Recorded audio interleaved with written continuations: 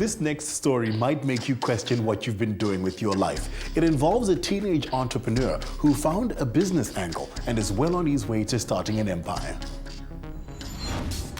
Well, hello there.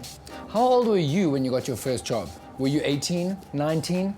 Maybe you hopped on the money train at a really early age. Let's say you started working for someone else when you were 15. How about when you started your first business? 25, 30, 40? How about 14 years old? It's been 2 years since Cape Town teen Jacques Blom stood in front of a room of investors to pitch his first business idea. He's now 16 and he has 6 enterprises and multiple shareholding agreements to his name. Strap in and hold tight, friends. You're about to feel like underachievers. The first business Jacques ever started was iStyler. At the time, a peculiar Facebook scam was circulating the social network. A plugin offered users a customizable pink skin, but after completing a sign-up survey, many users found that the plugin was simply a ruse to steal users' information, leaving them with the same blue screen. Noting the vast number of people who fell prey to the scam, Jacques made a customizable skin that actually worked. With iStyler, one could install themes and fonts and change Facebook's colors. The simple but clever idea attracted over 70,000 users, and it wasn't long before prominent angel investors like Permjot Valia wanted a piece of the action. And it's not like young Jacques had taken a moment to slow down since.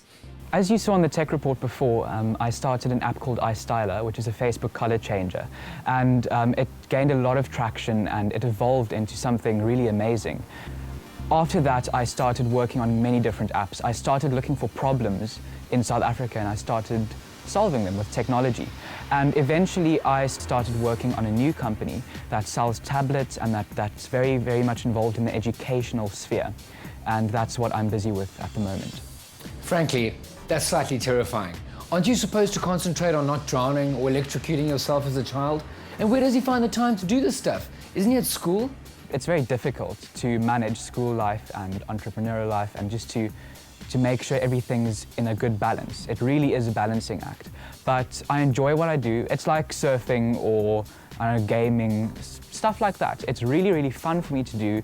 I enjoy it and it's my passion. That's why I do spend as much time as I can on it. And I know my parents aren't very happy about it sometimes, for studying for exams, for example, but it's really fun, so. Speaking of school, he's managed to go into business with them, obviously.